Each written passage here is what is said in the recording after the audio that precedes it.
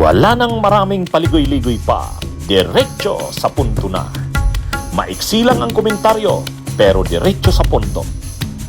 Maraming kuro-kuro, may tiwali, may totoo. Dito, sa puntong diretso tayo. Punto, diretso. Mga kabunyog, pag-usapan natin itong si dating senadora ngayon ay Congresswoman Leila de Lima. Nag-react na si Leila de Lima dito sa dito sa paglabas ng ICC ng mga pangalan ng mga co-perpetrators. Kasama nga sa pinangalanan si Bato, si Bongo, si dating NBI Director Dan Tigueran, dating Justice Secretary Vitaliano Aguirre, dating PDEA Chief Isidro Lapilla, dating PNP Chief Oscar Albayalde, si Danao, Kaskulan, yan yung mga pangalan eh. Ngayon, ang reaksyon ni Leila de Lima, ang sabi ni Leila de Lima, ito yung sabi niya, sabi ni Leila, mga kabunyog, ang sabi ni Leila de Lima, actually, ang sabi niya, noon pa daw kasi sinabi niya na yan. Kumbaga ang sabi ni Leila, noon pa sinabi niya na yan na maghinay-hinay kayo ng mga pinagagawa nyo. Maghinay-hinay kayo. Darating ang time sabi ni Leila, time and again, we warned these people, even from prison, that this day will come. Like Duterte, they did not listen. Mayayabang pa sila. In laying down the charges against Duterte, the ICC prosecutor also just made the world smaller for his co-perpetrators by naming them.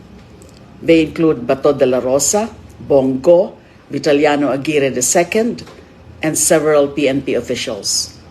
Time and again, we warned these people, even from prison, that this day will come.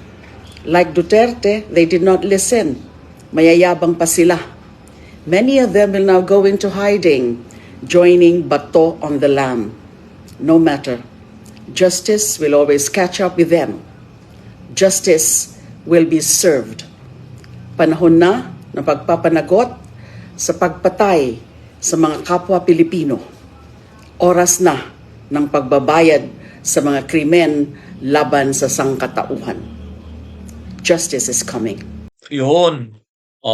Kumbaga, nung panahon kasi ng kasagsagan ng drug war ni Duterte, ang mga nagbuboses talaga noon na itigil yan, mali yan. Siyempre, ang civil society, ang Liberal Party, ang Bunyog kasama dyan. Si Leila de Lima, kahit nakakulong siya, labas siya ng labas ng nakasulat na mga statements, kinukundina ang ginagawa ni Duterte. Kaya lang, wala naman talaga, hindi naman pinakinggan yung mga pinagsasabi niya eh. Parang sino ba naman niya si Leila? Sikasuhin mo yung sarili mong problema. Di ba? Pero tama yung sinasabi ni Leila noon. Kung ngayon, akala nyo, hindi kayo mapapanagot, nagkakamali kayo. Darating ang time, mapapanagot kayo sa krimen ninyong yan. Walang krimen na hindi pinagbabayaran. Ngayon nga, nangyayari na. Kaya yun ang sinasabi ni Leila de Lima, na nag-warning na siya noon. Kasi dati rin siyang Justice Secretary. Dati siyang chairman ng Commission on Human Rights. Nakikita niya noon na grabe na ang ginagawa ng mga patayan nila Bato, nila Duterte. Ang policy talaga ng gobyerno, systematic na mga pagpatay sa drug war.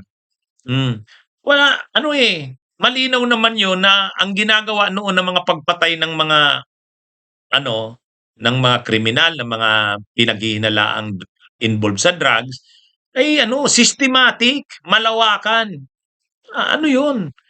Talagang sa mga nangyayari noon, makikita mo ang balita sa radyo, sa TV, sa social media, grabing napapatay na. Kaya lang wala eh. Walang makakapigil na noon kila Duterte, kila Bato. Kasi ang paniniwala nila, sila ang hari ng Pilipinas, walang makakapigil. Kaya lang nire-remind na noon ng mga civil society, ng mga human rights groups, ng mga pro-democracy groups na igalang nyo naman ang buhay ng tao. Igalang nyo naman ang karapatang pantao. Ay wala eh. Talagang hindi naman ginalang nila Bato, nila Duterte. Anong galang-galang? Ang mga paliliwala nila noon. Bakit? Ginalang ba ng mga adik ang mga biktima nila? O mga ganon eh. Ganon yung narrative nila noon eh. Ginagawa namin to para sa kinakabukasan ng kabataan. Ganon yung ano. Hindi naman eh. The end does not justify the means. Wala. Wala sa kanila yon. Wala sa kanila yon. Ang tingin nila, wala. Walang makakapigil sa kanila at walang makakapagpanagot sa kanila. Doon sila nagkamali. Doon sila nagkamali. Kaya ito yung sinasabi ni Laila de Lima na nag-warning na siya noon, tayo noon, nag-warning na. Pinakinggan man lamang ba nila? Hindi. Kaya kung nangyayari ito ngayon, kasama sila sa mga co-perpetrators, kung ano ang tinanim, siya nga, yan ang ginawa nyo eh. Hindi naman tayo natutuwa sa paghihirap nila, pagdurusa nila, pero yan ang ginawa nila eh. Pagbayaran nila. Yan yun. Si Duterte, ganun ang statement eh. Sabi ni Duterte, wala sa aking problema yan. Ako talaga ang may niyan. Talagang ginawa ko yan para sa kabataan. Di ganun. Naman eh. Pinapanindigan ni Duterte, wala daw. Talaga daw ginawa niya yun. Siya daw nag-order. Si Bato, ganun din naman dati ang statement ni Bato. Basta ako, kung anong ginawa ko, papanindigan ko, walang mali sa ginawa ko, di sige. Gawin yung depensa yan. Sabi naman ni Bongo, wala, hindi ako involved dyan. Civilian lang ang mga posisyon ko sa gobyerno. Wala ako sa PNP, wala ako sa law enforcement. Sige. Lahat ng depensa nyo, gawin nyo na. Si Aguirre, ganun din. Hindi rin daw siya involved dyan. Sige na. Gawin nyo na. Kaya lang, noon pa kasi, nagsabi na noon si Laila de Lima at ang iba pa, mga simbahan, human rights groups, itigil yan. Yan? Paglabag yan sa karapatang pantao. Itaguyod ang rule of law. Hindi naman nila pinakinggan. Binaliwala nila. Yan. Kaya ngayon, kumbaga ngayon, pinagbabayaran nila.